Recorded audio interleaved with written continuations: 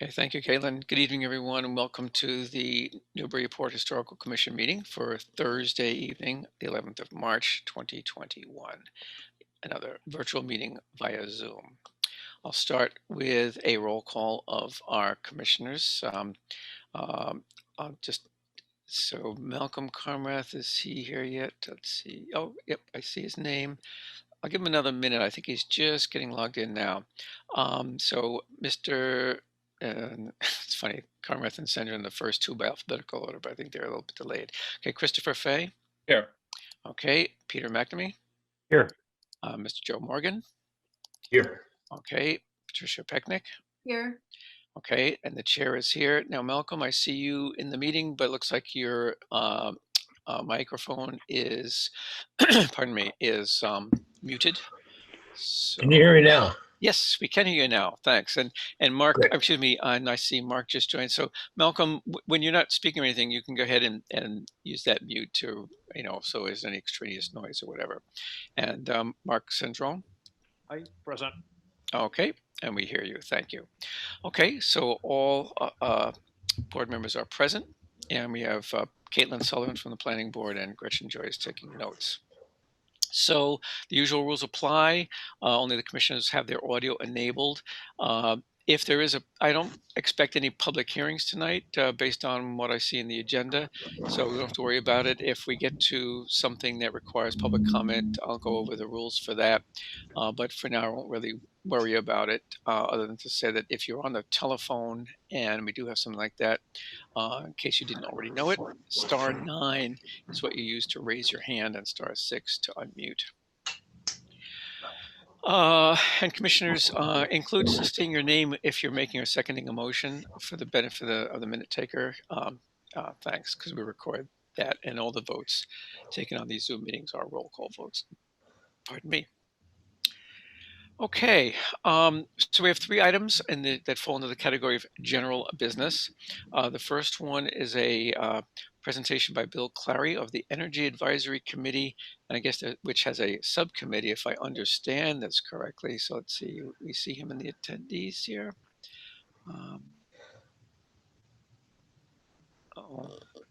I'm here, yes. Oh, okay. And I see, and we hear you. So talking is permitted. So I don't really know too much about this. But I understand you're going to fill us in and also take any questions we might have. Is that correct? Yeah. Okay. Why don't you go ahead? The only thing I know is that you guys would love to have a member of our commission on your subcommittee to kind of coordinate and help communication back and forth and what have you. So why don't you go ahead, Bill? Sounds great. Thank you, Malcolm. Greetings, everyone. I'm sorry I can't see you all. I'm not sure if I'm not quite set up, but anyway, greetings tonight. Yeah, the quick, I've sent some information to Caitlin, which I think may have been sent along to everybody. But I've been a member of the Energy Advisory Committee for a few years now. In 2019, we undertook a project to try to understand greenhouse gas emissions from that are Newburyport as a city is creating. And we looked at all sorts of emission sources, emission sinks. This was conducted by Deb Shepard. And the net of all of it was that about 1/3 of the emissions come from our electricity, 1/3 come from buildings, and 1/3 come from transportation, just rough numbers. So after getting that result and digesting it a little bit, we decided the Energy Advisory Committee is citizens appointed by the mayor of Newburyport to look at energy issues, similar to the Resiliency Committee and the Waste Task Force. And we decided to drop into 3 subcommittees to look at those 3 big buckets for greenhouse gas emissions. And I've been looking after the buildings. We started this back in about October of this year, really trying to figure out how do we get our arms around this, who are the key players, and then what are the programs involved in all of this. We've involved National Grid as part of this project to engage them. They're participating and providing some data and input. We've engaged with the heating fuels group. We've engaged with the council and the city government. And then based on how many historic properties there are in Newburyport, we wanted to reach out to the Historic Commission to try to see if we could create a liaison, some sort of dialogue between the groups, because obviously anything we're trying to do, we need to be cognizant of a number of things to protect basically building values, but also to try to see if there's some way we can reduce energy consumption in the buildings while also transitioning to renewable energy. So the whole purpose of reaching out to this group was to introduce ourselves and try to start a dialogue between the groups. Mm-hmm. And so I'd be happy to take comments, questions at this point. Okay, so you your committee reports to the city council or consults with them when they on energy efficiency related stuff, and toward the goal of being I think the city has a carbon neutral goal of some sort. Do you know anything about that? Yeah, so we report to the mayor, not to the council. Oh, okay. Thanks. But we've been trying to get more of an interaction with the council because of the zoning issues that are going to be coming up. So yeah, the city has adopted a non-binding, I think is probably the best way to put it, goal of trying to make the city, municipal offices, buildings, whatnot, carbon neutral by 2030, and the totality of Newburyport carbon neutral by 2050. Okay.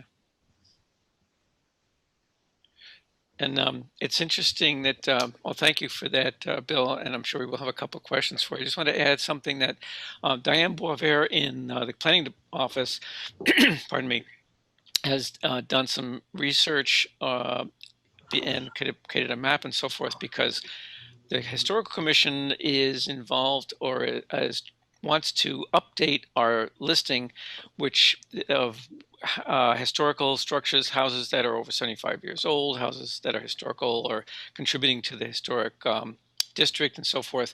That hasn't been updated in quite a while. And she sent out an email with some statistics that said that she said that there are 8,844 buildings, of which about 5,875 of those are buildings and 2,969 are outbuildings. But of that number, 4,605 are considered historic under our current ordinances. That's 75 years old or older, whereas 44,101 are under 75. So there's more houses older than 75 than younger in our city. So I thought that was really interesting. And I know we have this issue is going to be coming up more and more. In fact, it's not on our agenda tonight or yet for whenever, but I know that the Unitarian Church, the First Religious Society, has started talking to the planning office about something that they're interested in, which is the possibility of putting solar panels on the roof of the church. So I know solar panels on roofs is going to be a topic that we'll have to address as a commission to see what, try to see where the balance falls between being energy efficient, less carbon whatever, and lower emissions and so forth, and also without being too detrimental to the historic fabric. Right. Yeah, I'm actually part of that group at the Unitarian Church. Oh, okay. We probably have to re-roof the parish hall somewhere around within 5 years.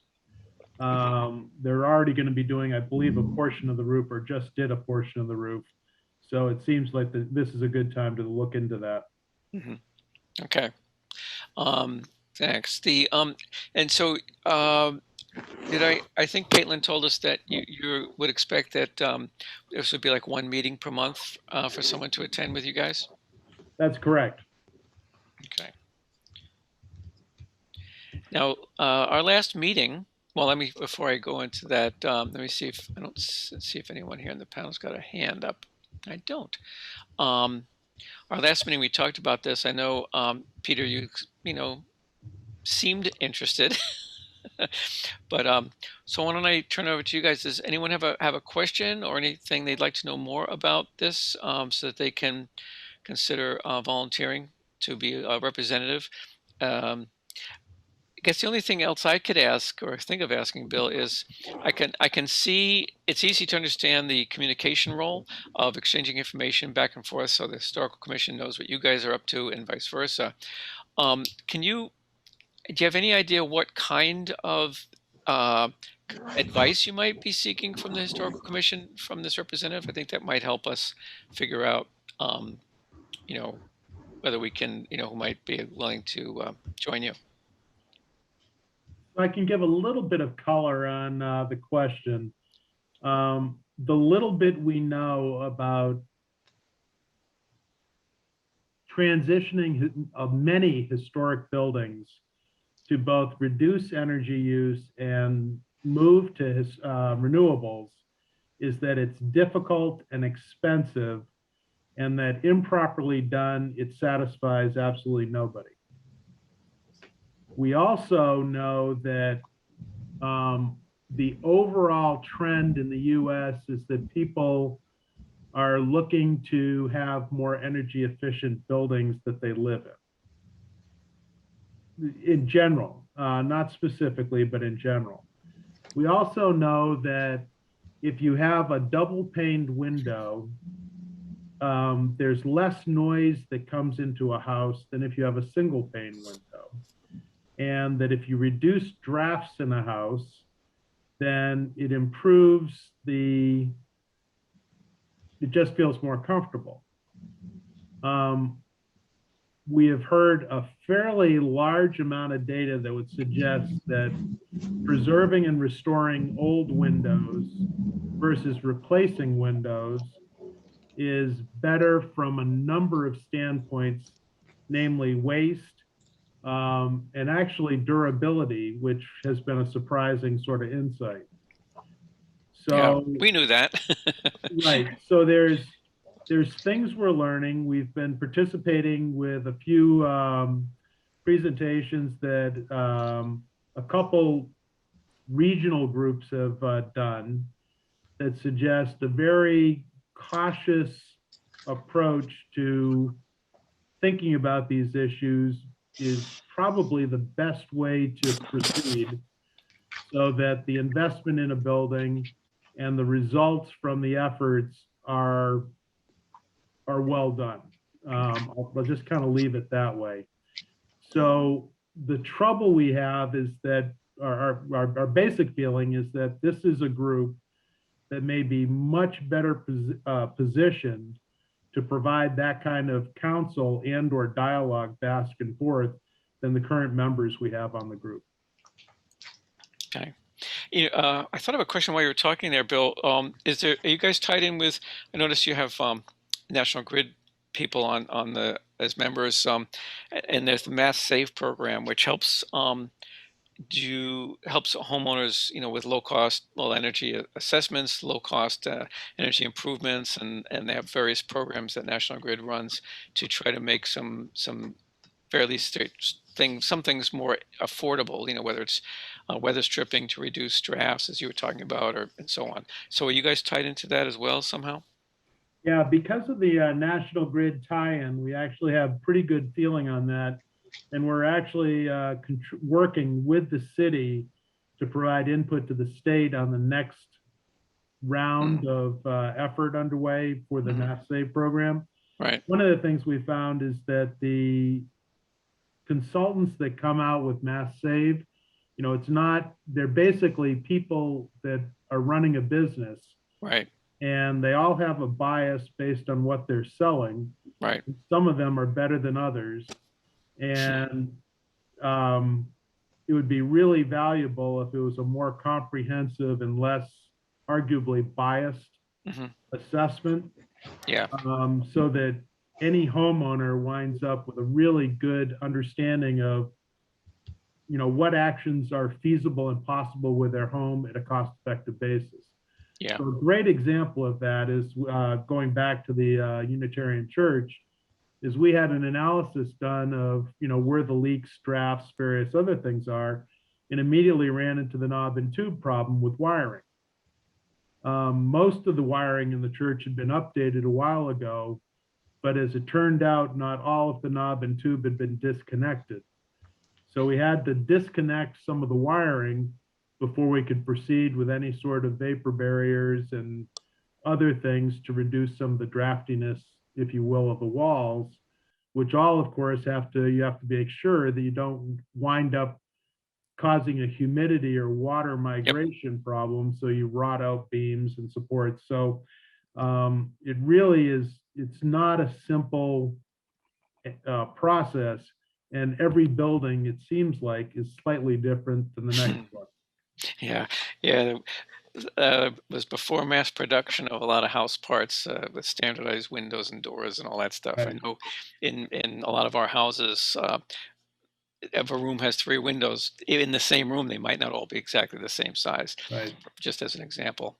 Well, that all sounds pretty good actually, and it'd be interesting, and the fact that we can kind of give feedback kind of back up the chain to both National Grid and maybe to the state, to maybe get creative as far as programs to um, assist with affordability or have tax credits or whatever.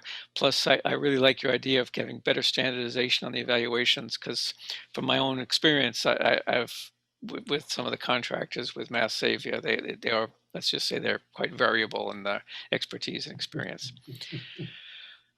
Okay, any questions, fellow panelists here? I do have a question. Bill, outside of this sort of the more informative relationship that you have with the historical commission, Mark, can you speak up just a bit?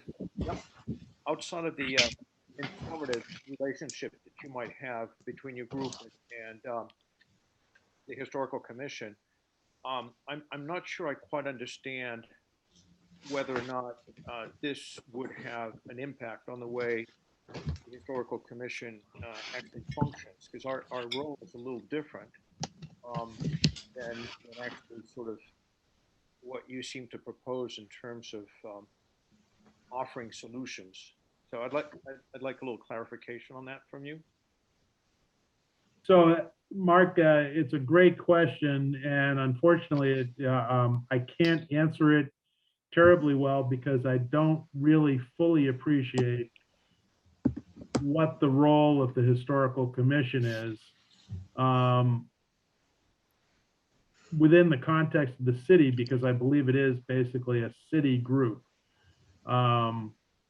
The specifics, what we're doing right now, the little bit I can offer you is a little bit of where we are right now. The overlap is probably pretty minimal, but to the extent that we start working on building codes and thinking about solutions and approaches and outreach to building owners, or especially historic building owners, that's where I think the overlap starts occurring, and where the Historic Commission could provide some really valuable feedback to us. Yeah, I would just add, Bill, I mean, Mark, I don't see this Energy Committee really altering anything that the Historical Commission does or how we operate per se. I think, and correct me if I'm wrong, Bill, but I see this more as us being, or having a representative that's a kind of a resource to the Energy Subcommittees, so that to relay some of our knowledge and experience and expertise on old houses, old structures, the kinds of things that we run into and have encountered, and also some of our point of view with respect to historical preservation and that sort of thing. If hopefully that makes sense to both you guys. Does that make sense to you, Bill, too? It makes sense a lot to me. There may be, in that especially, there may be more value to us having you on the board than to you having a relationship with us, because I think we do need that real guidance and input. Okay, yep. And I do see a couple other hands up I want to get to. So Patricia, I know yours has been up for a little while. Do you want to say something? I just wanted to say that energy efficiency is one of the hot topics in preservation. Well, maybe one of the cool topics in preservation right now, especially because there's so many young preservationists at the National Trust and on state historic commissions across the country. And there are so many ways to maintain the integrity of an historic property and be energy efficient at the same time. Of course, renewable energy and aesthetics, I think, were once thought of as mutually exclusive goals. But what I'm seeing people saying is that any aesthetic discord between things like solar panels and, you know, the historic roof will be resolved fairly soon by new technologies. Probably one way our commission could be helpful is that there's a National Park Service bulletin called Installing Solar Panels and Meeting the Secretary of the Interior Standards. I think conversations like that would probably be helpful to your organization. And then I just also wanted to say, Malcolm, if you get a chance to mute yourself when you're not speaking, I think there's maybe some noise coming from through your computer mic, sometimes when you may not intend it. Thank you. Okay, thanks, Patricia. Thank you. And Joe, did you also have a comment? Yeah, thank you. So Bill said he wasn't really sure what we do. And I just wanted to give him just the really short answer on that. As the Historical Commission, we review applicants and their proposals for modifying their properties, either for additions.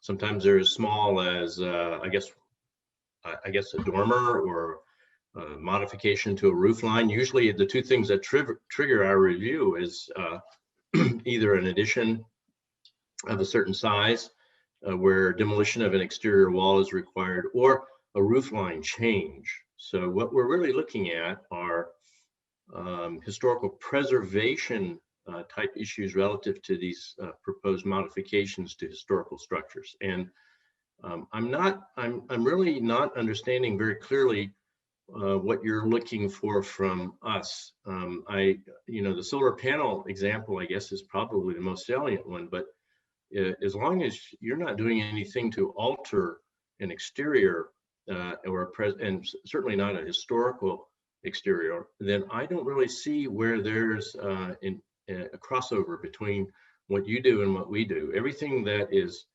usually in terms of thermal envelope efficiency or weather tightness is invisible to us, or it should be. So that's all I have to say. I just don't really know how you want us to help you. Okay. Thanks, Joe. And just comment on that. I guess, and this is just my personal take on this, that I think just having someone with the kind of perspective that people on this board have could just be, useful to the energy subcommittee folks, even if what a particular project might involve would not normally come before us for review or anything like that, So it's kind of like what Bill was saying about we may be more useful to them than the other way around. That's my own take on it. But let me get to Peter too. I know he had his hand up as well. Thanks, Glenn. I'm not muted. Yep. Okay. No, you're good. Actually, I'm curious to hear Bill's response to Joe's comments. Okay. Sure. I think Joe may have spoken directly to Mark's question. And to the extent that we're within the building envelope with any proposal we have, there may not really be any effect back on the historic commission. I was just trying to think about the only thing where anything we might consider proposing that would actually be, if you will, on the building envelope would be windows. And then if there was any either solar electric photovoltaics or solar thermal panels that might be added to a roof or somewhere on the property. So those are about all I can really think of that would affect, if you will, the envelope of a building.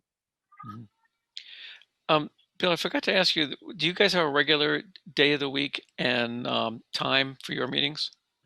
We don't yet. We've been really in a very intensive information gathering mode to try to figure out how to build a coalition to kind of attack this problem. We're about at the point where we need to set a date, but we don't have one yet. Okay. If I may, so back to Joe's questions. Joe, did Bill's responses answer your question, your comments? Yeah, well, yes, I think that's an acknowledgement that there's very little that we can really help them with. We can be there. I just don't really understand what we can bring to their discussions about the modalities of insulating or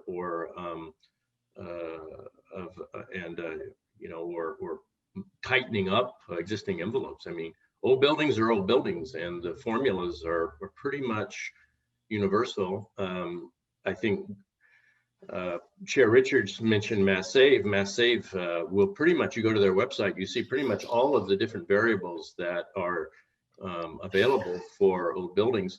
It's true that my building's 20 years old, but I had Mass Save come out and they tightened it up and they added some insulation. And it's true, private contractors will bring their own solutions and you don't have necessarily access to the full range, but all of these solutions are invisible. They don't impact any of the exterior qualities or characteristics of buildings, and they shouldn't. They should be invisible. So I don't see how that intersects with what we do as a historical preservation specialist, if you will, to verify and to enforce adherence to local architectural preservation requirements. Okay. Bill, if I could, so you don't have a regular meeting schedule at this point. Can you give us an example of what initiatives, succinctly, what initiatives are currently uppermost on your list, or what action items are uppermost on the list for your committee? So I think what we're trying to do is figure out kind of where the low-hanging fruit is right now to try to start building some momentum. So right now, meeting we just had with a group called,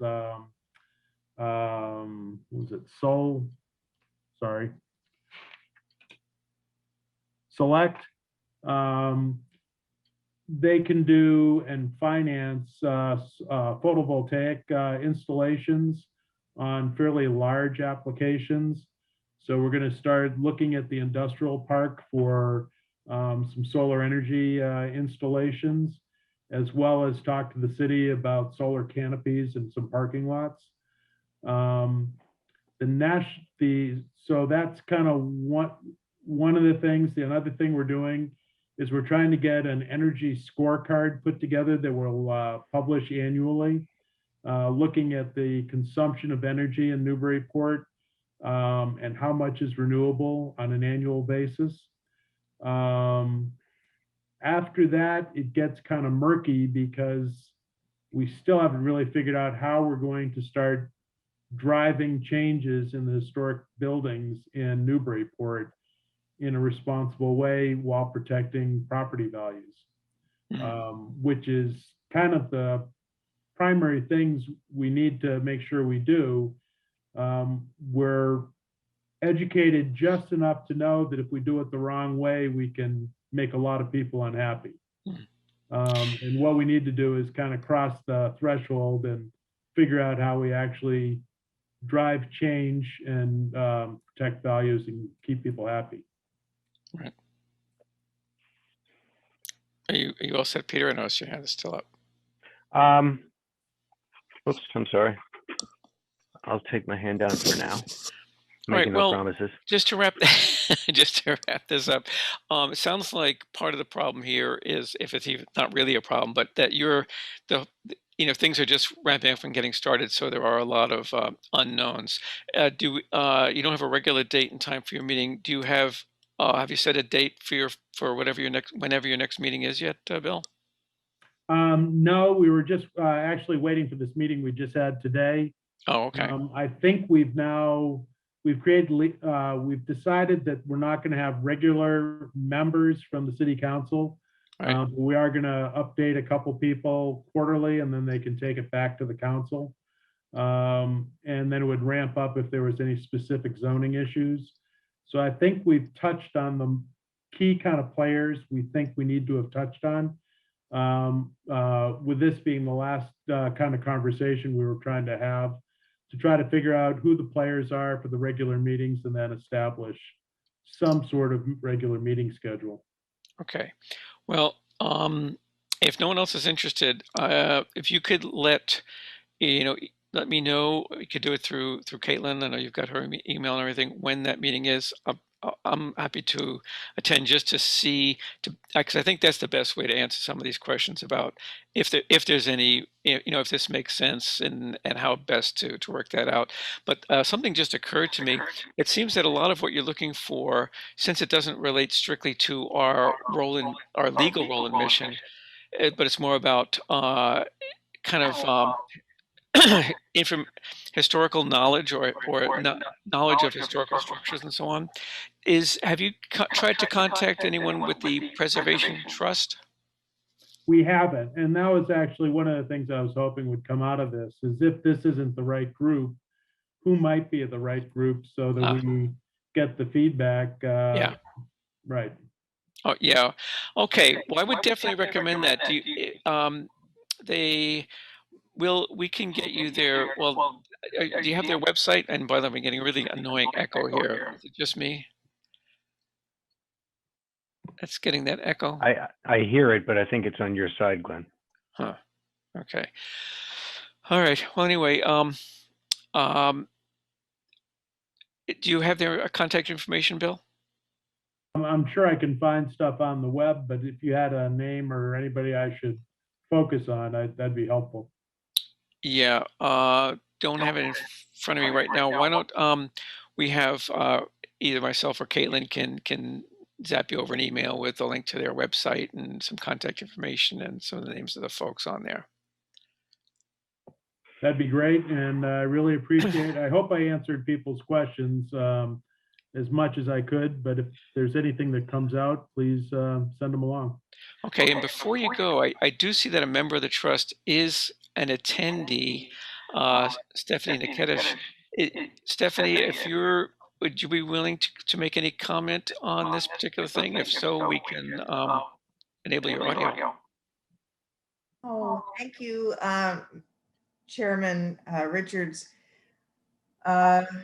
Yes, so this is a big area in historic preservation, and there is a lot to be contributed by historic preservationists. I'm not sure, I think it's, thank you for recommending the Preservation Trust be contacted instead of the Historical Commission. But I do think someone from the Historical Commission should be in this group. And the Preservation Trust will always be willing to help where it can. But are you trying to just push this off on us? Because it's a big area, and no, I'm not. In fact, my statement about attending the next meeting still holds. Can I suggest that Bill turns off his audio? It may be echoing through there. Yeah, I think it was because it. Thanks, Peter. Is that why you had your hand up? No, I've got. I like your suggestion about attending one of their meetings, Glenn, and I was going to raise my hand for that. I think it would be better if two of us did, so I'd be happy Okay. to join you with that too. All right, that'd be great. That'd be great. So Bill, just let us, you can do it through Caitlin. Just let her know when the next meeting gets scheduled and she will let us know. Chairman Richards? Yes. And may I just make another comment, which I think that Commissioner Pecknick also spoke to. There are preservation organizations, including the National Park Service and also our own Historic New England, who have loads of information, useful information on energy efficiency and historic buildings. So that's just a whole other area that, I mean, I will send you links if Commissioner Pecknick hasn't already done it, but it's just. Yes, I do. Yes, thank you so much. And I do believe that last summer, when I was talking to folks in the commission about the conference I attended, I had sent to Andy Port the National Trust for Historic Preservation Green Energy Guidebook. I believe it's on our website, the Historical Commission's website. But yeah, there's nothing but materials, conferences. This is again, it's a really hot topic, and I actually appreciate having the conversation because the secretary standards matter to us with mechanicals or dormers or skylights or anything on a rooftop. And it would be terrible if somebody said, oh, I just put these giant panels on that don't match the color of the roof and they have the wrong profile. And I mean, there's a house where this has already happened in town. So it's great to have a conversation so that people know what is expected of them, that they would have to come before the commission. So I appreciate Mr. Clary There's coming. also a resource on our website, the historic windows, the energy retrofits for historic windows. It was borrowed from Cambridge, as I recall, but it's a really detailed document that's available for review. And I believe, like I said, I believe it's in our archive on the Historical Commission's website. Yeah, I was thinking we can forward a lot of those links to Bill so he can share them with his subcommittee. And thank you, Peter, for stepping forward. That's great. So I think that's about all we need to do on this, unless anyone has any final questions or comments. Patricia, your hand is up. Did you have anything, or was that okay? Okay, and thank you, Stephanie. Appreciate you being willing to be put on the spot there. Great, Glenn. Thanks, and thanks to everyone for hearing me out. Okay. Hope you have a good meeting. Thank you. Thank you very much, Bill. Okay. Next item was about, or is, I should say, about 93 State Street. This isn't so much a discussion as a kind of an update. This proposal or the project will be at the planning board meeting next week. I believe it's next Wednesday, and they have recently submitted some new plans. The plans are very similar to the ones we reviewed a couple weeks back, with some changes that reflect some of the questions they got from the planning board and a couple of comments from us. Like I think, Joe, you made some comments about finishes and window treatments and that sort of thing. And I noticed that was one of the areas that they added some detail. I don't know if anyone has had a chance to look at that, but that is, if you want to check it out, it's on the planning board's agenda page. It's not on our agenda to review it, and we have not been asked by either the applicant or the planning board to do a review of it. But I just thought I'd let you know that that's there for you to take a look at. And if anyone wants to see how the planning board discussion goes, that is next Wednesday. Director Port was in receipt of a letter by a resident, and it was also one of the board members, Rick Tainter, had brought up an idea that never took off, and in the materials that the applicant has posted for the planning board meeting seems to have been soundly rejected, and that's the idea of building something that's up on State Street rather than the back of the lot. And I just wanted to mention that because I know a couple of you, I think, I'm not sure if it was Chris or Joe, someone mentioned that as far as the location of a commercial building, that might make more sense. So I just wanted to put it out there to see if any of you had any, comment on that you wanted to make before we just drop that subject. And I do see two hands, and I know Peter, you've been recusing yourself from all these discussions. Is that why your hand is up? That is why my hand is up. I'm going to recuse myself yet again. Okay, thanks So very now much. I put my hand down and keep my mouth shut. Okay, thank you very much. Joe, I see your hand is up. Did you want to make a comment?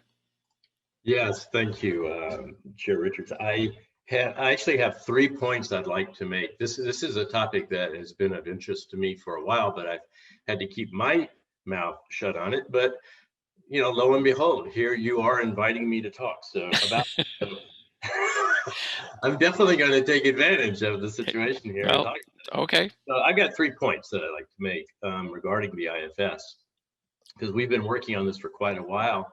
And I don't want to say that our situation is stalemate right now, but clearly, I think that there's been a lot. I believe there's a lot of the stakeholders who don't feel that the process has delivered the best result. And I'm actually one of those. I'm not a stakeholder other than a citizen here in the city, but I do feel that opportunities have been missed. And the first thing I'd like to say is that in terms of the problem statement itself, I think we've had that somewhat wrong. We've been reacting consistently to the applicant's problem statement, which is really how do we respond to the historical 1870 building. And I just want to remind people that there are a lot of historical buildings around the applicant's site. So I want to remind people that we are making that they are proposing an addition to an historical site, but they are not technically making an addition to an historical building. And I would just point out that the Secretary of the Interior's Interior guidelines actually distinguish between additions and between new construction. And if you go to their document, on page 156, they talk about new additions as part of rehabilitation. And then on page 161, they talk about related new construction, which is site-related work. And I would say that's what we have here is we have a new construction. We have new construction on an historical site within an historical district. And we should not lose sight of the fact that what we have to do, I think, is to make sure that any new construction in the DOD, the overlay district, which is an adjunct district to the actual baseline zoning of this area, that it is looking at any building relative to its context. And the context here is not just the 1870s building, it is all of the DOD and all of its historical buildings. So that's my preface to my second point is regarding the State Street proposal, which has not, of course, been proposed yet. I think that this, moving the proposed new construction to State Street solves a lot of problems, and it might even be a win-win situation. It may be a consensus solution. It certainly takes the burden off of the neighborhood, and there's no further discussion with the neighborhood, really, the residential neighborhood, assuming that they maintain their parking lot, which is what they prefer. But the bank, I think, wins because they get a building that actually could be a very handsome building, and it's adjacent to their historical structure, and it could actually be a formal addition to the historical structure as long as it adheres to the guidelines. And the guidelines actually are addressing this very exact same situation, is how to develop, how to make an addition to an historic structure in an urban setting and in a Main Street setting. I think that this is a great opportunity for the bank to really enhance their image and their visibility. It's an opportunity for them to engage with the city and to become again that partner that they keep talking about, the city's partner in its concern over the heritage, its streetscape. This is an opportunity for them to step up and make a contribution on Main Street, where where we're seeing actually a lot of shuttered storefronts. This is something that they could be. Their project could be a stimulus, if you will, for the historic center of town. And this brings me to my third point, which I'd like to really emphasize because I feel very strongly about it, is this solution on State Street actually would involve the city as a stakeholder. I don't feel the city has had a strong voice in this yet. It hasn't stated what it wants to see. And when I say the city, I also mean the citizens of Newburyport. There hasn't been a strong voice for saying, well, what should the city expect from one of its leading partners here, a historically leading partner? What should we think of them as a civic player here on Main Street? Where should they be, and what should we get out of it as the city of Newburyport? And I think this is an opportunity for the city also to be a winning stakeholder. And I feel that having not seen a solution yet really robs the entire city of the potential for a very nice project, something that contributes and makes everyone happy. So thank you very much. Okay, well, thanks, Joe. Appreciate it. Any other member of the board have a comment? Sounds like you'd been thinking about that. You've put a lot of thought into that, Joe, so I appreciate it. And I don't know if you could hear it enough, but I was furiously typing away so I could capture the gist of what you were saying. Okay, not seeing any hands so going once, going twice, no other comment. Okay, well then we'll leave that there and thank Joe for his very pertinent comments on that. Now let's see, we do have one last item for tonight. It's in reference to an application for Cpa Funds. That's the Community Preservation Act funds. Let's see if Mr. Highland is here and the attendees. Yep, he is. So Jay Highland is here. Jay, when you can unmute yourself in just a sec. We've unmuted you from our end, so you can speak to us about your proposal. I don't know how many on the board here, the Historical Commission, have seen this.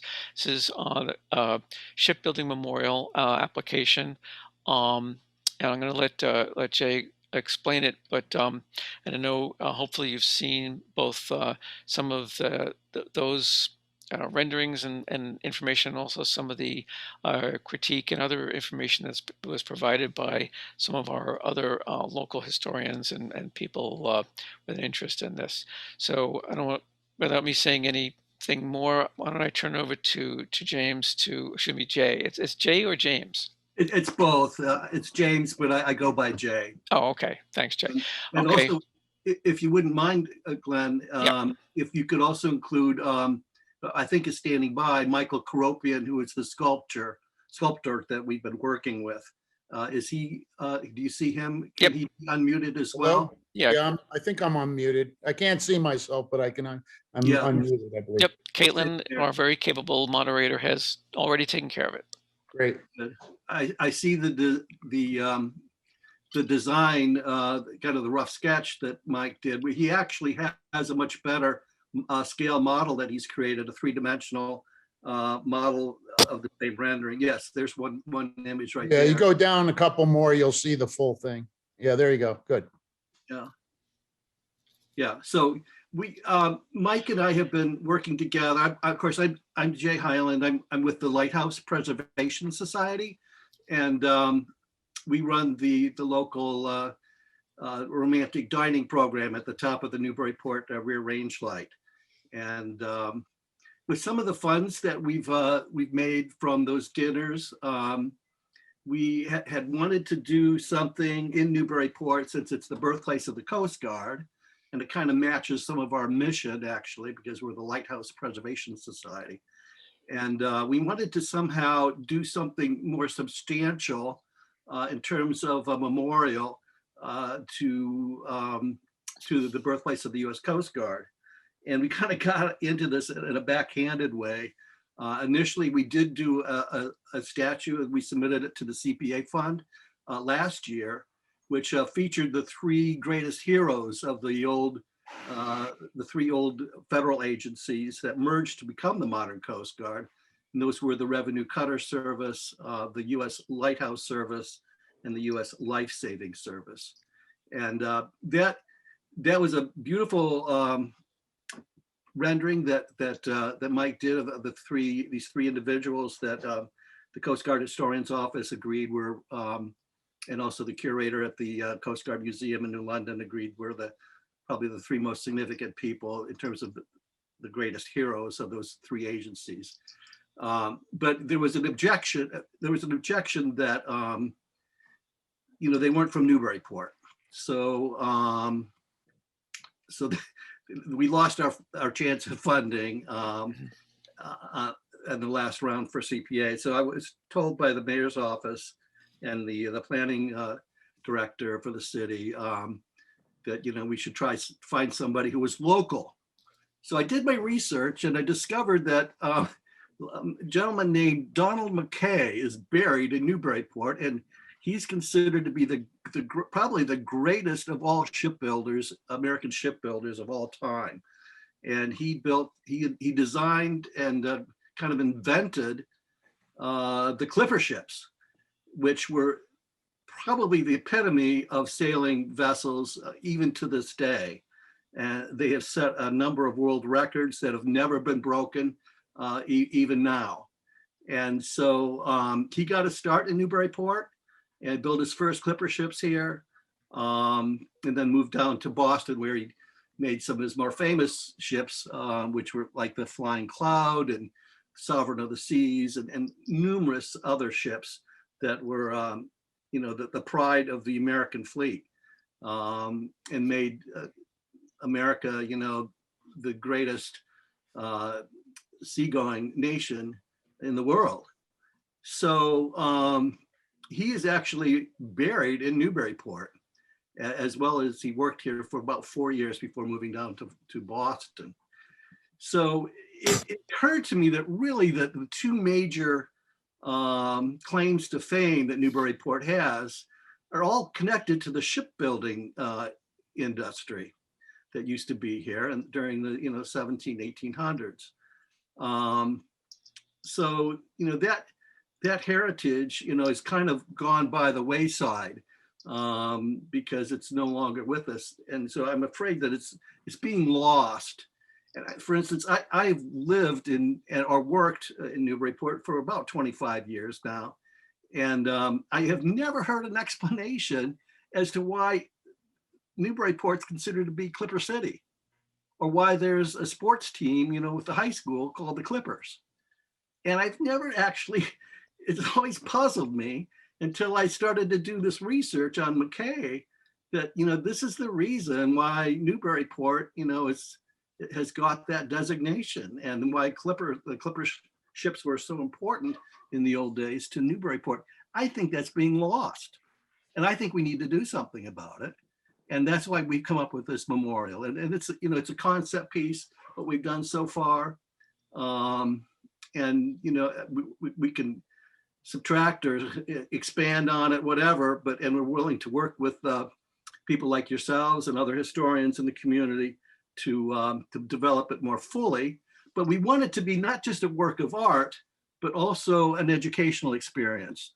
So Michael Karopian, our artist and sculptor, has put some little, you see some kind of brass plaques there underneath the ships. That just is kind of representation of the fact that we want to have a lot of written text there, historic text, and also we're thinking about really old photos of the old shipyards and such, which were magnificent. And they were putting out some amazing ships at that time during the 1800s. So I should introduce Mike because he probably has some things to say about this. But Michael Karopian, we've been working with him now for several years. He, for any of the sports lovers out there, he did the huge tigers that surround Tiger Stadium in Detroit for the Detroit baseball team. And Mike, if you're there now, why don't you jump in and tell them a little bit more about this this concept that you've come up with us. Thanks, Jay. Yeah, good to meet you all. I can't see you, obviously, but Jay and I, like he said, our idea is to create an educational theme to this, that it seems that, as Jay had mentioned, there's very little knowledge there. I mean, I'm sure there's historians, and you guys probably know about the Clipper ships, but I wonder how much the kids in school are being taught about it.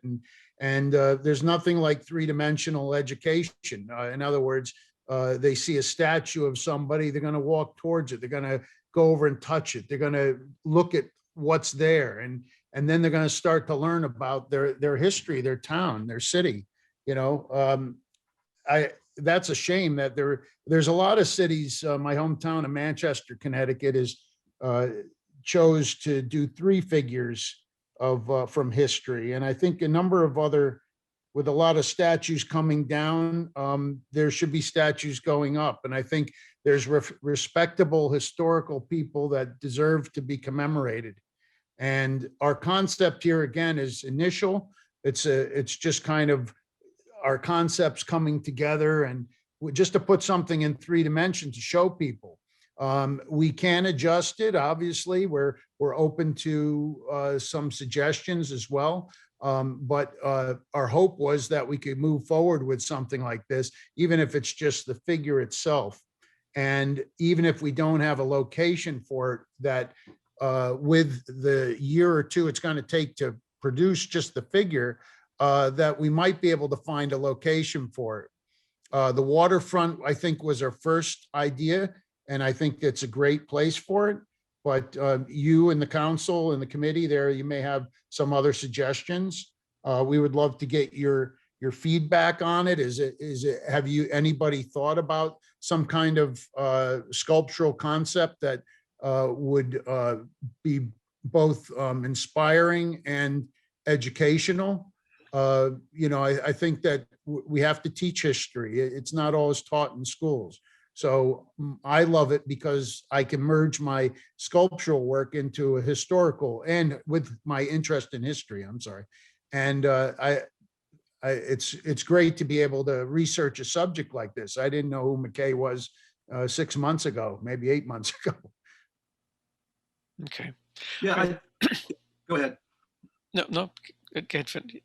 So was that Jay wanting? Yeah, I can say a little bit more. I think one of the things that inspired me to kind of go in this direction and to hire Mike to work with us on this is that several years ago, we restored we're the Lighthouse Preservation Society. So we restored the 10-Pound Island Lighthouse in Gloucester Harbor and got that relit. And at the end of that completion of our work there, the city allowed us to put a small memorial near the fisherman statue, the man at the wheel. And so we put a little historical plaque and a little lighthouse, bronze lighthouse there and such on a granite rock, and it told the story about, you know, the history of 10-Pound Island Lighthouse. But in considering that location and such, and looking at the statue that was, you know, really has become the icon for Gloucester, I mean, it occurred to me what a magnificent way to kind of capture a city's history and heritage and their pride in their community And of course, you know, in the case of Gloucester, the fishing industry is still very much alive. It's not that way for the shipbuilding industry in Newburyport. And it's my concern that that's going to be lost unless we do something like this to commemorate it and for all time. And so that not only our own children, you know, growing up can, you know, understand the history and read about the educational aspects of this memorial, but also see this great work of art that kind of encapsulates and inspires and allows people to see a really great work of art that kind of captures the essence of the history of Newburyport. And the fact is, it's the shipbuilding industry, which is the core of both our claims to fame as both the birthplace of the Coast Guard and the birthplace of the clipper ships. It's the shipbuilding industry that that really is responsible for those two designations, and which are really something to be very proud of for our community. And so I wanted to capture, in some sense, like Gloucester has done with the Fisherman's Statue, I wanted to capture something like that for Newburyport and the shipbuilding industry with the Mckay statue. Okay, and you have an application with the CPC for this year, right? That's correct. Okay. All right. Well, a couple of quick things, and I assume you would like the Historical Commission to lend its support to your application. Is that Yes. the idea? Okay. While this doesn't call for a public hearing, I noticed there are some folks in attendance in the attendee list that have expressed interest in this topic. So if you are an attendee and would like to make a public comment, I will permit that. If you do use the facility to raise your hand so we know that you want to do that. And while we're waiting to see if anyone does anyone on the board have a comment, question? And I do see, okay, Patricia, I saw your hand go up, and we do have an attendee as well. So Attendees, yeah, thank you want me to take the attendee first, Patricia? Yeah, please. Okay. All right. Looks like Glee Woodworth. I know Glee is a local historian. I'm sure she's probably seen I've seen McKay's grave in was it Oak Hill Cemetery, I think. And it's like a little obelisk there. So Glee, did you want to make a comment? A couple things. Thank you. A couple concerns about Mr. Hyland's application. One is my concern is from the beginning is the process. And I understand that the waterfront, there's been wrestling over who owns what piece and so forth. That has finally kind of ended, and now we're all set. And the Waterfront Trust has obviously has a stake in this, and the process needs to go through, I think, the Waterfront Trust. We also have Sawaki, the design company that's going to take a big picture of the waterfront and take an overall design of this. And we need to wait for this. And I know the city is supportive of a shipbuilding celebration memorial, whatever we want to call that. But it's been held up a bit because of what's been going on for many, many years on the waterfront. So we've finally, that's all set. For those of you who aren't familiar with my background, I've done about 180 presentations, slideshows, tours, etc. since 2006, and I've written a couple books, and then Clipper Heritage Trail. So I'm very familiar, and I've always been, along with other historians, promoting shipbuilding history. So here's a couple things we are concerned is that the clipper ships, they have been involved in this world since before 1800 over in France. Then there were the Baltimore clippers in the 1830s. And yes, Donald Mckay, as a young man, came to Newburyport from 1840 to 44. And the shipbuilders who were established here, they gave him the chance. This is a young kid.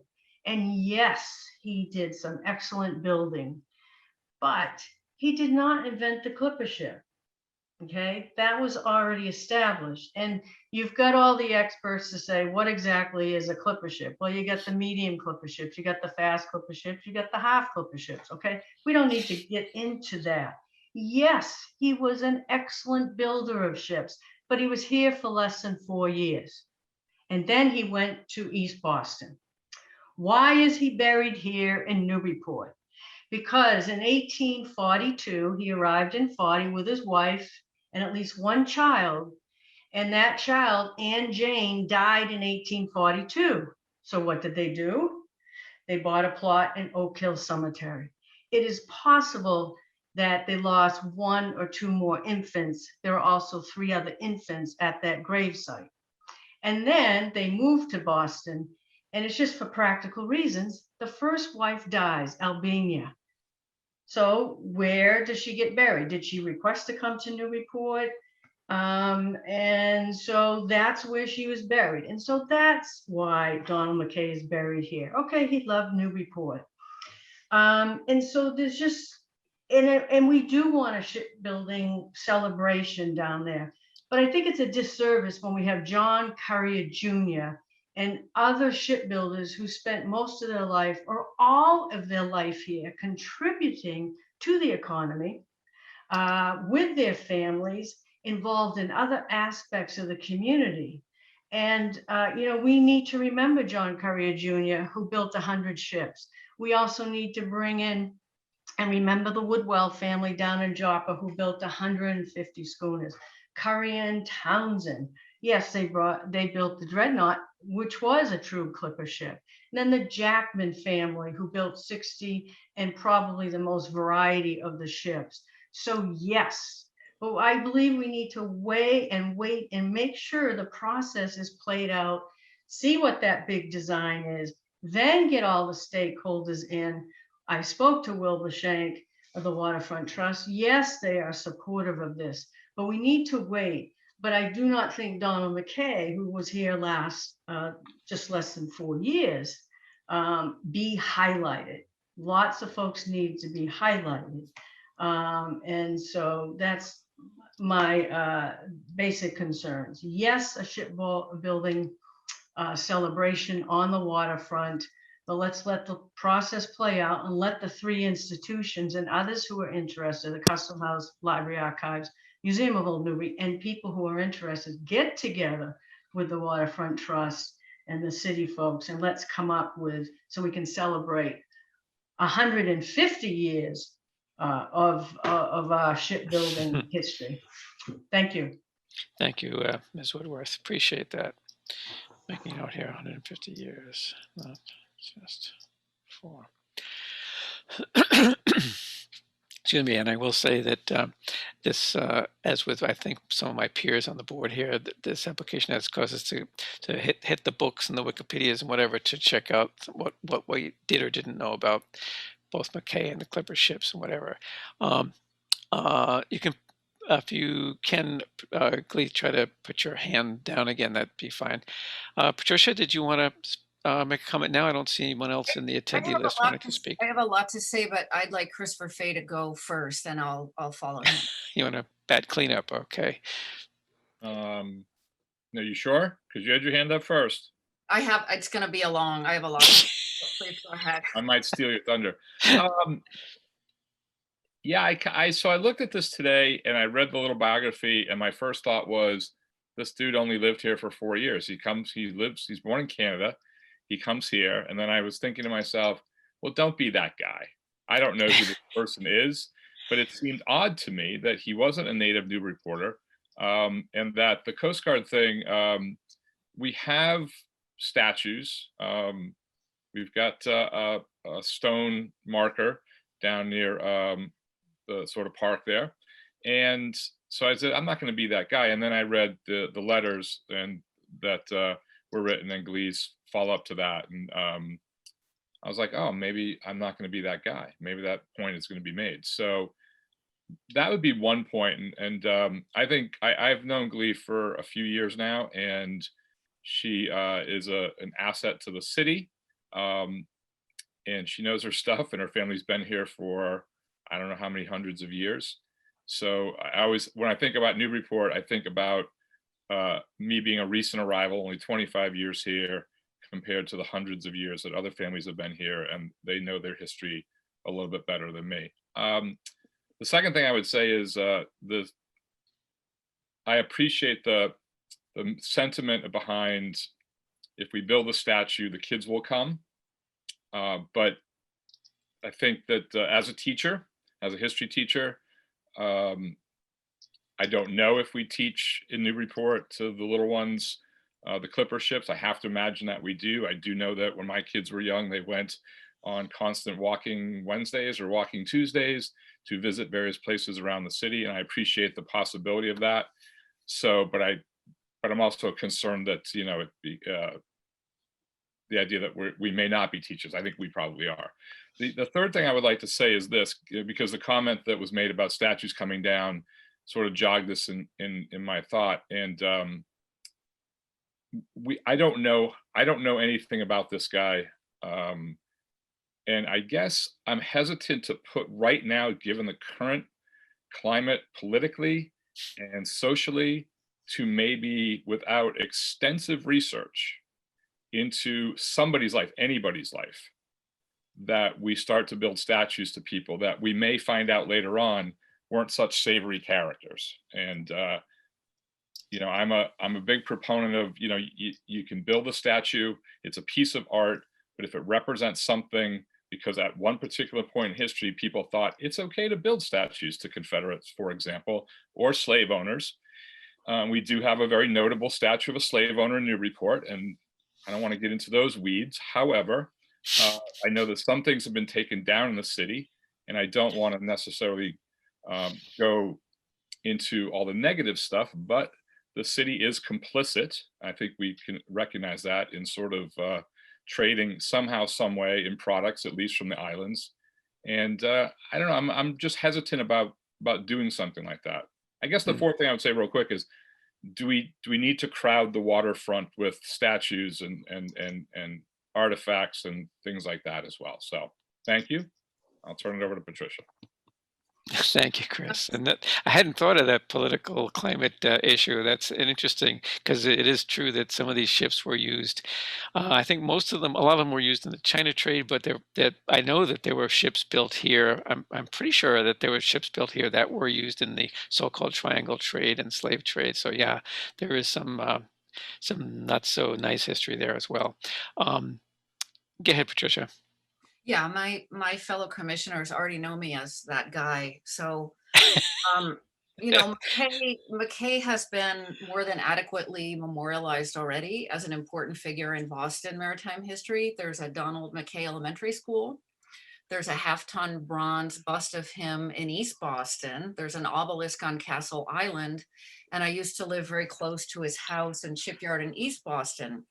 So when I saw this application, I wanted to check my memory of his career against the historical record. And after looking at the academic sources, in my view, the commission must not only not support it, but actually must object to this project. And I don't say that lightly. It would negatively impact the public understanding of the role that Mckay played in Newburyport's maritime economy. He was clearly a bird of passage, not a native son, as has been pointed out by previous speakers. And he was, for a short time here, part of a larger cohort of innovators and collaborators, including members of the Merrill family. And then he quickly moved on to greener pastures, or bluer oceans, I guess. To check my facts, I consulted a wonderfully researched book of clipper ship scholarship by maritime historian Stephen Ujifusa that came out just in 2018. It's called Barons of the Sea and the Race to Build the World's Fastest Clipper Ship. It's fascinating. It's about the dynasties that built and owned these ships. He is a Harvard-trained historian, historic preservationist, and he is NPR's go-to guy for maritime history. It's a very engaging book, and there's a whole chapter on Donald Mckay. And he describes Mckay's brief and restless years in Newburyport at a time when the city was in economic decline, and Mckay knew that it was too small for his ambitions. that Newburyport was the stepping stone he needed on his way to fame and fortune elsewhere. And as other speakers have said, this author too says Donald Mckay, East Boston shipbuilder, did not originate the clipper ship, but was the man who made it the most famous. I then checked this author's facts and analysis against those in Mckay's descendant, Richard Mckay's biography of Donald Mckay. And even Mckay's descendant insists that it was, if any one inventor could be named, it was the New York shipbuilder John Griffiths, who was working from a model of the Baltimore ships. If a single inventor, there must be, okay? And that Mckay was his disciple in the shipyards of New York. And he was long gone from there onto Maine and Newburyport by the time Griffith designed what may be called the first clipper ship. That Mckay arrived in Newburyport for a few years and, you know, couldn't wait to hightail it out of town. In 1850, he's getting his national, you know, renown, but really spent the rest of his life in Boston. And as was mentioned, you know, back to Newburyport, where the stepping stone, you know, becomes the headstone. And so that's the first ground on which I object to a statue of Mckay on the waterfront. It's not coherent with his history. I don't think it's reflective of the city's history.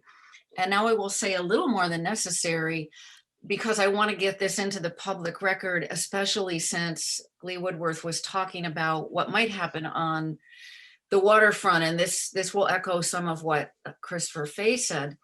The old school classic sort of great man statue is very much out of step with the direction in which public history has been moving really since the 90s. And I think it's also out of step with our city's culture of public art. There are a lot of abstract or conceptual sculptures on the waterfront, on the rail trail. They appropriately point to our industrial and commercial history, but they promote the contemporary use of the waterfront as a site of play, of imagination, of wonder. These sculptures are very inviting, very dynamic compared to the statue of a single man. One of the things that's really cool about the fact that the rail trail leads right to the waterfront is that in the mid-19th century, you had this steam versus sail rivalry. And behind the Newburyport Art Association, some of the sculptures sort of participate in that. It's that sense of play that makes our waterfront really special, I think. And so maybe the best way to honor our city's architectural history is not to allow the waterfront to become a formal space with all these museum installations and interpretive signage, but to let it be a park with, you know, light and open space that won't upstage or try to upstage the Custom House and Market Square. And I really understand the passion and the sincerity that motivates this project about Mckay. But as Mr. Fay said, memorials are a very tricky thing. We've sort of passed out of the era when we're expressing, you know, our historical ideals or values or even events in the form of monuments. Most people, most cities are moving toward telling stories more democratically, saying, here's an inventor, here's an innovator, here's an investor. It's like if we tried to put up a monument to the pandemic in 100 years and we took one scientist at Johnson & Johnson and built a statue, whereas everybody in the mid-19th century was working on speed and roots. And so there's a whole plurality of pieces. And finally, to agree with what Mr. Fay said, young people in Newburyport especially are going to demand that if we tell the story of the clipper ships on the waterfront, we have to tell the whole story. And Donald Mckay did create cotton ships to carry cotton from the slave states of Mississippi and Alabama right up the coast to New England markets, and to carry cotton from Florida to Liverpool, England. And it was Mckay who took, according to the excellent book I read, the flat-floored China tea trade clipper and enlarged it so it could haul these vast amounts of cotton from Savannah to Boston. His brother was in fact a captain on those ships. That's what William Lloyd Garrison was ranting about in the streets of Newburyport and Boston. And the social reformers of the 19th century were very upset that the clipper ships were being used to smuggle opium. And so, in fact, the whole story is much more complex and more interesting than the image of one man. And if the story is worth telling, I hope we'll tell it right. And I'm going to hold out for something like that. Okay. Thanks, Patricia. And as usual, your exhaustive research is really, really helpful and useful. So thank you for, Yeah, for but everyone else got there without reading that book or nautical journals. So, Well, maybe I'm doing things. Go ahead, stand up. Okay. Yep. I see it. Okay, Mr. Morgan, the floor is yours. Yeah, this is a fascinating discussion, and I really admire and appreciate everyone's passion for this, both the applicant here and our own commissioners. I do believe whatever that history is, it's complicated, and it needs the right backdrop. And it just makes me think that the Maritime Museum, the Custom House, is a great place. There must be some place for this exhibit and all of its complexities and nuances in that museum. Not to mention that it's a great venue for educational venue. It can be seen in context, a much greater context.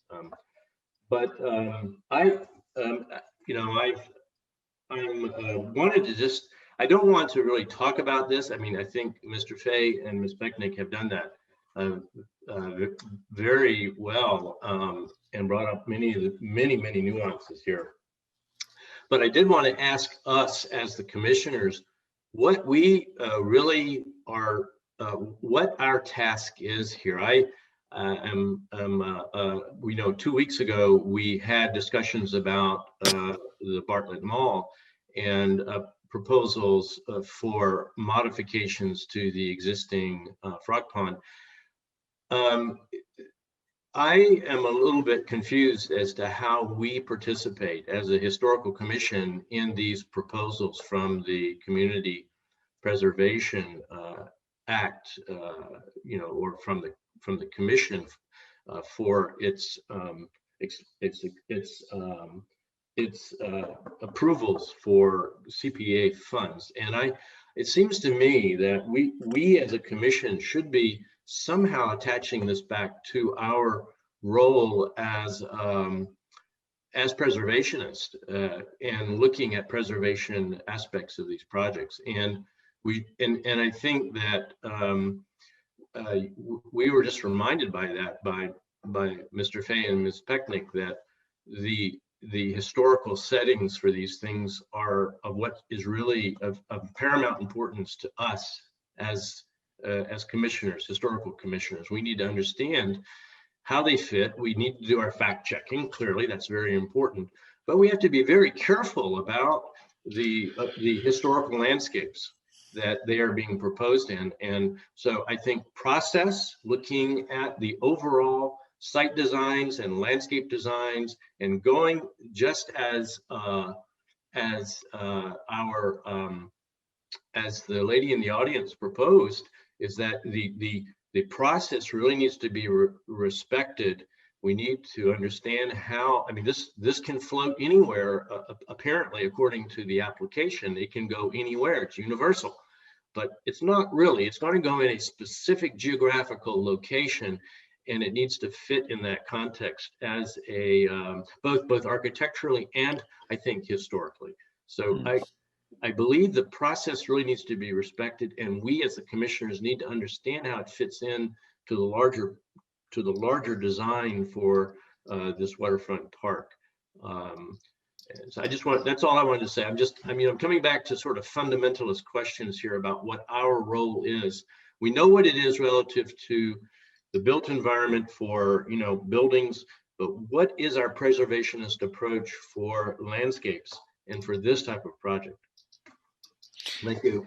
Yeah, thank you, Joe. And if sort of interpreting a little bit of that last bit of what you were saying there, that it does harken back to Ms. Woodworth's comments from that she was in the attendee, that about the process, and that as you're saying, we need to know more about the basically more specifics, about where this would be, what it's going to finally look like, and how it would fit in or not fit in, and so on, which are really unknown at this point because the city is just now beginning its planning process for the park overall. So it's not at all clear where exactly this would even go at this point. So I've I don't. I think people have pretty much said everything that I had on my mind. Only that the only thing I could add that maybe wasn't touched on except very lightly is that the timing of this does seem a bit out of order, which I guess is really the process issue that people have been mentioning. That and of course and the nature of the actual information. I think there's needs to be some work done on that.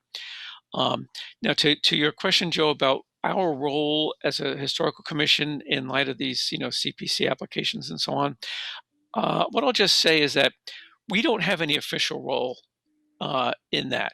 We do have a representative from the historical commission on the CPC. Happens to be me this year, but there's no special authority to that.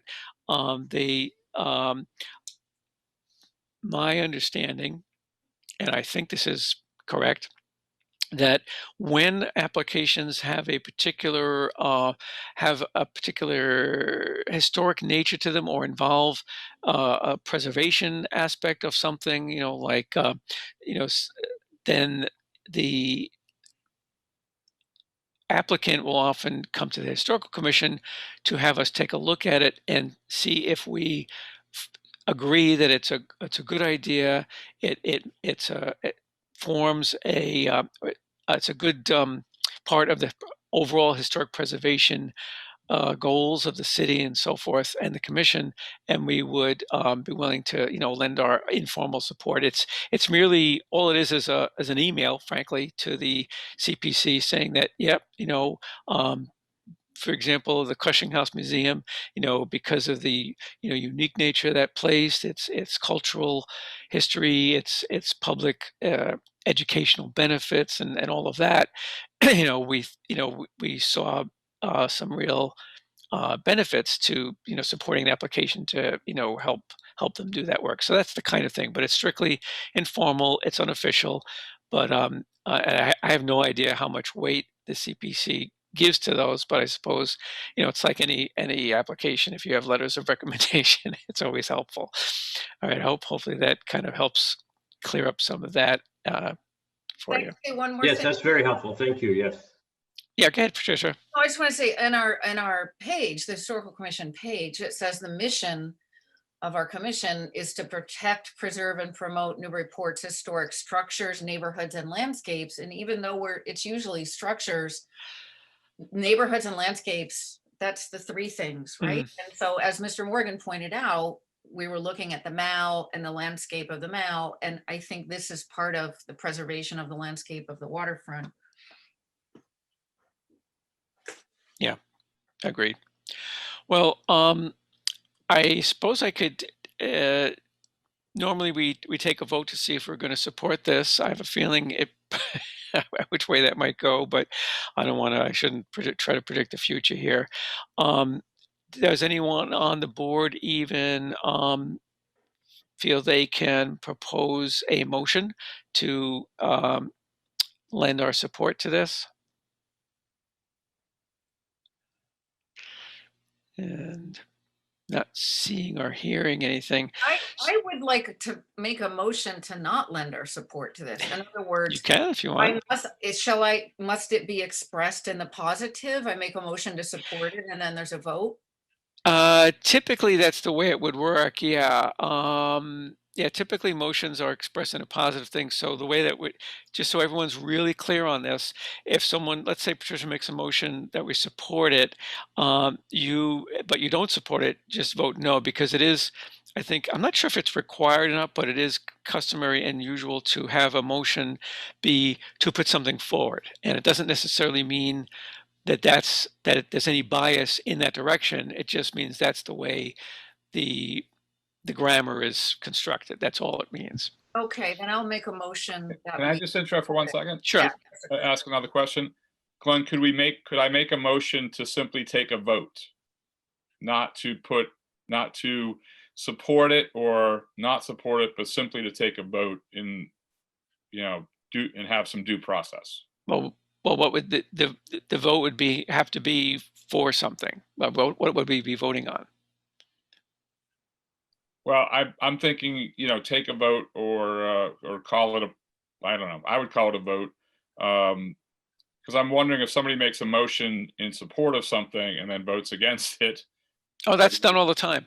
Okay. Yeah. Fair enough, Yeah. though. I know it is. I grant it seems a bit odd, a little weird, but yeah, it's just the way they do it. Okay. Given that, is there a second? so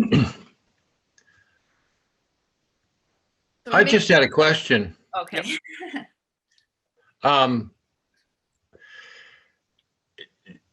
I just, I think these guys have come up with some ideas, and I think they're interesting. I think I'd rather not vote yes or no on this. I'd like to see them maybe alter their plans. I mean, I think maybe some kind of memorial to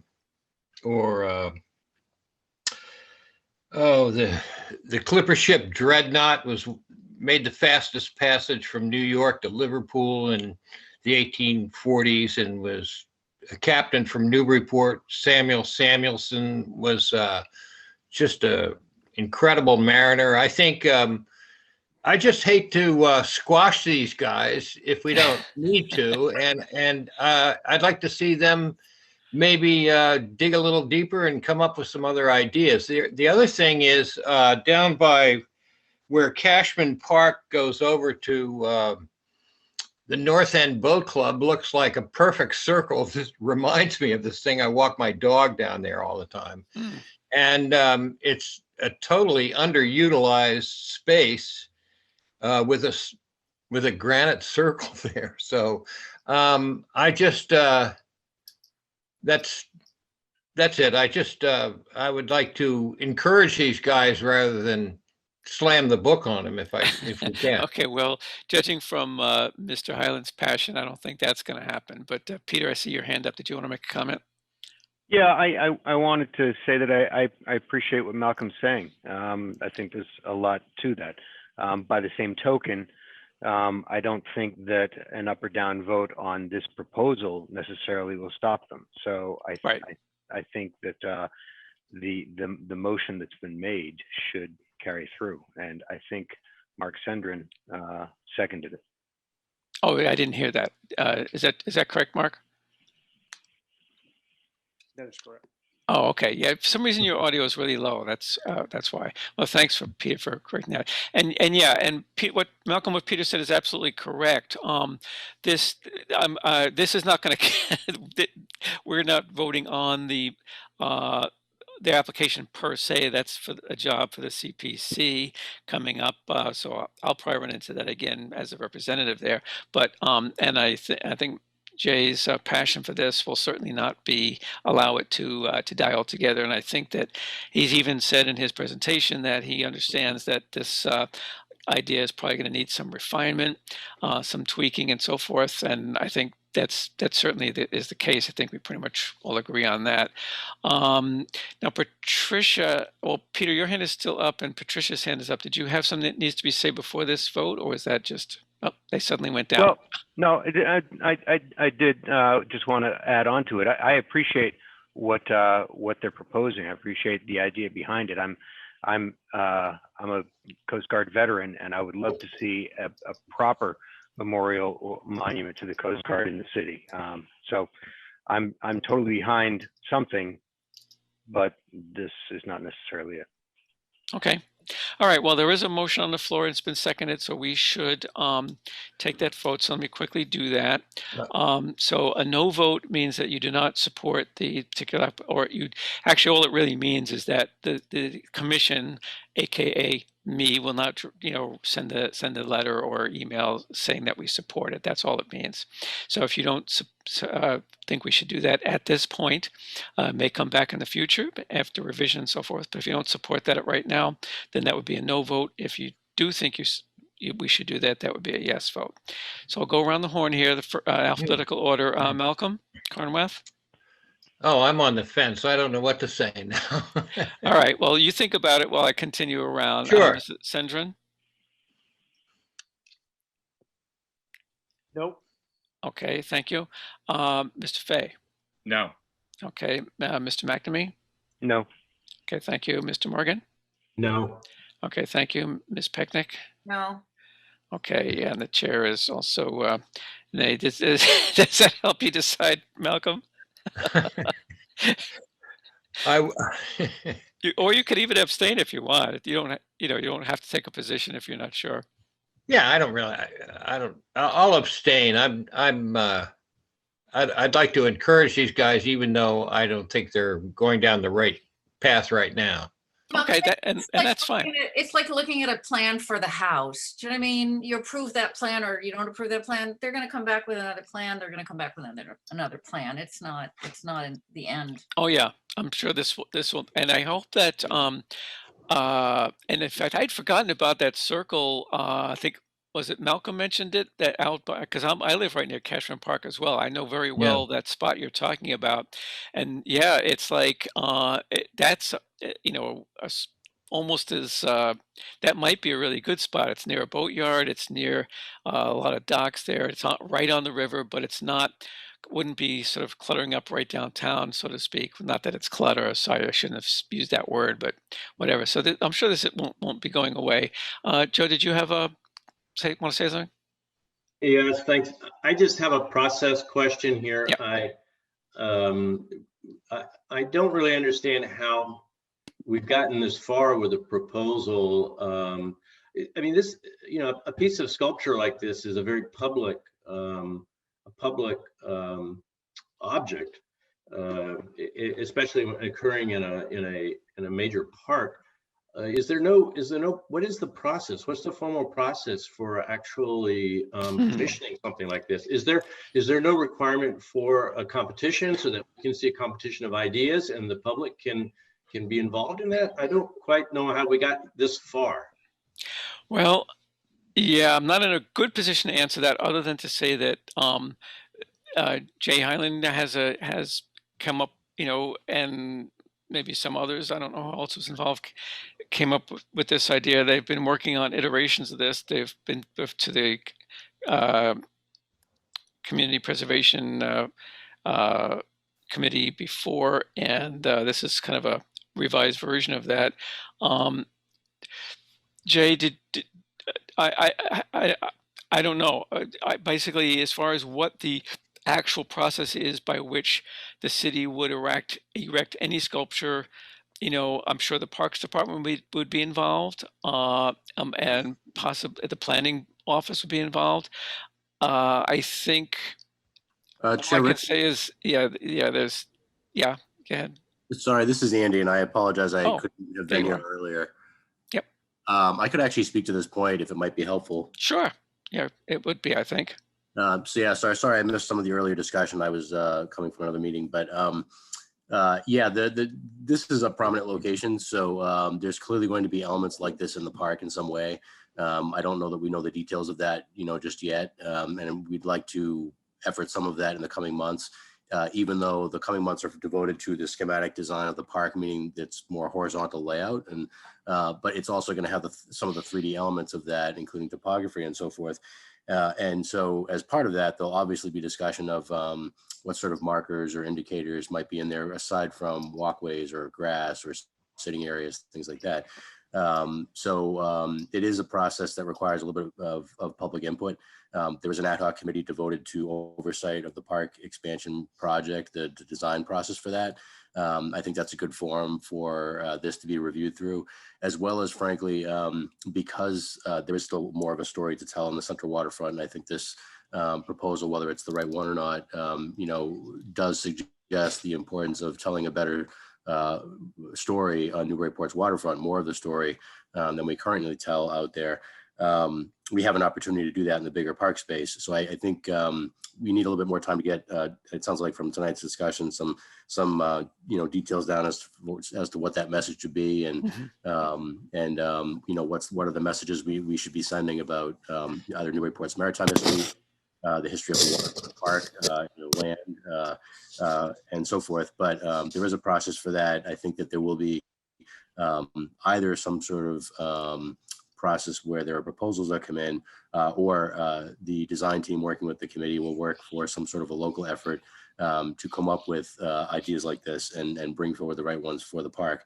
But I think that needs to be integrated into that design process, which will be unfolding before that waterfront ad hoc committee in the coming months when they meet with the design team. So there is a forum for that sort of thing.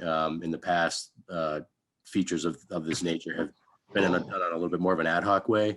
But certainly on the central waterfront and some of the more prominent parks, there's been a more formalized process. And I think that the Historic Commission could definitely help out in this process, as can some of the other commenters tonight, and those who submitted this proposal, to weigh in on what is the right message to be sending, what is the history and the story to tell there. But because the Historic Commission has an expertise in that area, it seemed to make sense that the Historic Commission weigh in on this. And as it was noted earlier this evening, Glenn is a representative of the Historic Commission that acts as liaison to the Community Preservation Committee. And the Community Preservation Committee is the one that recommends to the City Council as a body, their advisory. They recommend to the City Council to approve funds.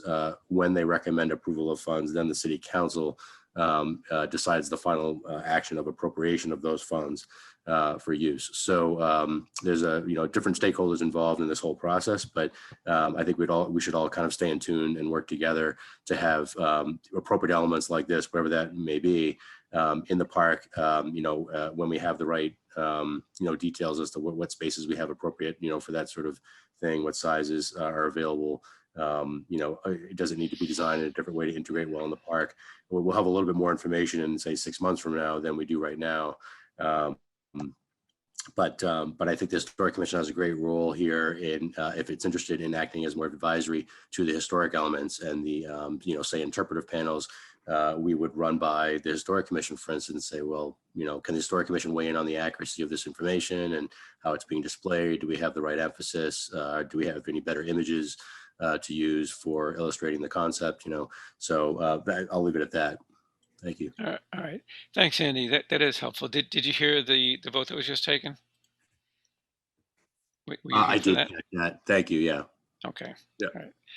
Yeah. Thanks, Andy. So, and hopefully, Joe, that helps answer your inquiry. And I see that Christopher has a hand up. Did you want to say something else, Chris? Yeah, real quick, I was thinking about what some other people said, and Andy probably touched upon it in terms of design, but I would just going to make a suggestion. Now I feel like I need to say it, that maybe something that's more representative of the actual shipbuilders, as opposed to the designers of the ships, the people, the little people, the forgotten people, that would be far more democratic. That would include the real history of who built those ships. Might be more appropriate. That's all. Thanks for letting me get that off my chest. Amen. Amen to that. We actually have a concept for that, and we didn't show it to you. It's basically several figures, nobody in particular. Yeah. Sawing part of we could send you some pictures for another time if Jay wants to do that. But that was another concept. It's nobody in particular. It's just a generic, figures doing something. There's some abstraction in it, being the hull of the ship is part of it. And anyway. That sounds interesting. I didn't personally know a lot about Mckay. I know he wasn't there very long. My question would be to the committee, and I'm glad, thank you for all the research you've done and the reading. It's obvious that, it could be a concern because of the cotton ships and all what the ships were used for. People are reading into statues now, like, with a magnifying glass. And what I do is figurative artwork. It's not dead, it's still alive. And I have towns that are doing my work, but I don't want to defend myself. I think you could look at my website and see that. But I think that I would like to ask, and I've asked my hometown this too. Is there somebody in particular through history that you would commemorate in Newburyport? I mean, maybe not just one person. Obviously, Courier was there, but I'd just be open to ask you that. Gee, the only answer I can think of would be kind of along the lines of what Chris just said, that we would probably lean towards something that somehow celebrated the activity rather than, a particular person or even a small group of people. You know what I mean? Right. There is no one person like Abe Lincoln or somebody like that you could depict fairly. And, because there were a whole group of people that worked in the industry. Yeah, quite a few actually. Yeah. I think that in some ways we have monuments to the shipbuilders, the sea captains. We have those homes. I don't anticipate those going anywhere anytime soon. But I always look at Newburyport as a working city. I think, as Patricia very astutely said, from sail to steam to factory work, it doesn't have to be the great man or the great moment necessarily to convey what the city, means, because I think we have some of that. But I don't know. I would love the Tigers, by the way, at Tiger Stadium are awesome. So I was struck by you did those, because those are fantastic. But like I said before, something that's more democratic, something that's inclusive of the role that the waterfront played, even beyond the shipbuilding, I don't, this is how, as a history teacher, this is how we teach history now. And this is how I've taught for 28 years, that it's a large tapestry. It includes, all sorts of people, and not just three white guys sawing boards, So. Yeah. By the way, as a one of the things I'd love to see explained somehow is, as a sometimes sailor, I know what the mouth of the Merrimack is like in a sailing ship, especially before they had even any internal engines to rely on. I'd love to know how they maneuvered those big ships in and out of that mouth of the river, the way it's configured and the way the currents run and all that. But that's a whole nother story. Okay. Yeah. I was just going to say to the sculptor that one of the interesting characters of Newburyport was George Whitfield, who he's called the forgotten founding father. He was the one who said, he was a preacher who went to Oxford with the Wesley brothers. And he also started the University of Pennsylvania with Ben Franklin, and he also found the funding for Princeton. But at a time when there was the Great Awakening of Christianity in the 18th century, he was the one who told the Patriots that they shouldn't worry because God was on their side, because the English were taking him to the cleaners, trying to force them to pay for the French and Indian War. And he's buried in Old South Church, and Old South was the largest wood frame building in the colonies in the 18th century. Old South Church in Newburyport? Yeah, on Federal Street. Huh. Okay. Yeah. Yeah, I did. You must be reading your emails from the the historical Mass Historical, whoever it is. I get those two, and I know because I know George Whitfield was recently featured in one of those. Oh, really? Yeah. He was quite a character. He came over. He made 13 crossings in the 18th century. He went back to England several times. He founded Bethesda, which was the first orphanage in Savannah, because when the Savannah was a debtors colony, and they came over here, and the parents would get sick and die, and there were more urchins on the street, so he started an orphanage. He was a very incredible guy. He made something like 18,000 or 36,000 sermons during his lifetime, and kind of in the 18th century, God was a rich man's game, because you had to be able to read God's word. It was kind of unless you had unless you had a preacher, which is why they, I should speak preachers up made their here. reputations on their sermons. Anyway, I should mention that I've been working as part of my doctoral studies in history. I've been working on trying to get the Whitfield statue brought to Newburyport and hopefully placed in the new park. It used to be the tennis courts. Yeah. Across from the church. And where we got to at this point is that the University of Pennsylvania, we thought initially that we were going to have to copy the statue, and actually Mike Gropian was going to help us with that. He's very capable in doing copies of statues as well. But as it's turned out, because of the recent outcry of some of the more radical students on campus, apparently it became known that that at Bethesda Orphanage, which I've been to actually in Savannah, Georgia, they used slaves there to help take care of the children, all those orphans. So first orphanage in America that Whitfield started. And as well as, I might add, he helped to found over 50 colleges and universities on both sides of the Atlantic. A great proponent of education. And he's considered to be the greatest orator that Great Britain ever produced. And he's also been called the great apostle of the English Empire. And he's buried in Newburyport. But the University of Pennsylvania has a beautiful statue of him. And because the students have kind of caught on about with the Black Lives Matter, that there was some slave activity associated with Whitfield, they threatened to topple it. So the university has offered it, has taken it off of campus into storage and has offered it to Newburyport. Wow. At no cost.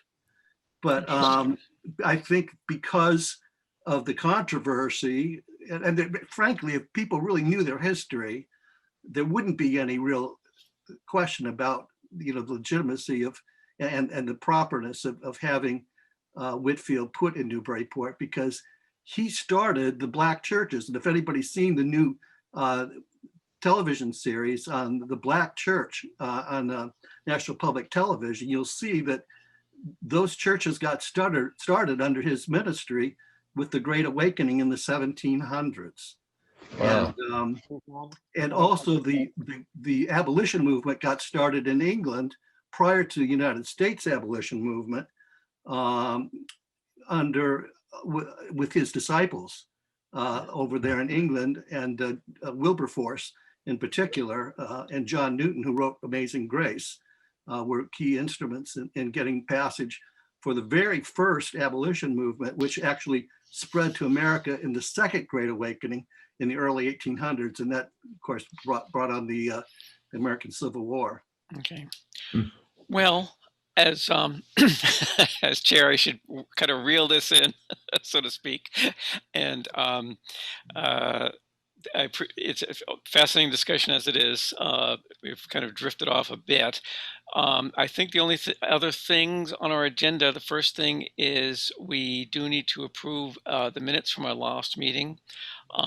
Is someone willing to propose a motion to do so? Yes, yes. I saw Christopher make a gesture. Christopher, I propose that we accept the minutes from last meeting. Okay, motion, is there a second? I'll second that. This is Joe. Okay, thanks, Joe. Okay, so Malcolm, are you? Yes. Okay, you're a yes. Mark Sandrone? Yes. Okay, thank you. And I heard you that time. Christopher Fay? Yes. Okay, Peter? Back to me. Joe Morgan? Yes. Okay. Ms. Pecknick? Yes. Okay. And I'll join you in assenting to that. So we'll approve those minutes for Gretchen. And that only leaves the idea of adjournment, if such a thing could be conceived. Is there anyone who feels that? So moved. Thank you, Malcolm. Malcolm has moved that a motion to adjourn. Is it seconded? Second, Peter. Why? Thank you, Peter. Why is it on the motion to approve the minutes and adjourn? I don't have any trouble pulling motions out of you guys. It's for everything else. Okay, Take what Malcolm, you your can get, vote. Glenn. What's that? Take what you can get. Okay, Malcolm, your vote on adjournment. Yes. Okay. Wait a minute. Was that Malcolm or it sounded like Joe? It was Malcolm. Oh, okay. Yep. Now it's Malcolm. Mark Syndrome. Yes. Okay. Thank you, Chris Fay. Yes, yes. Okay. Yep. Thank you, Peter McNamee. Yes. Okay, Joe Morgan. Yes. Thank you, Ms. Pecknick. Yes. Thank you, and I'll approve that as well. And that will officially end tonight's meeting. I thank you all for attending, both the board members and the attendees who all joined. And on that, wish you all a good night and stay safe, and hopefully, if you haven't already been, getting a vaccination soon. So good night, everybody. Good night. Thank you very Night much. all.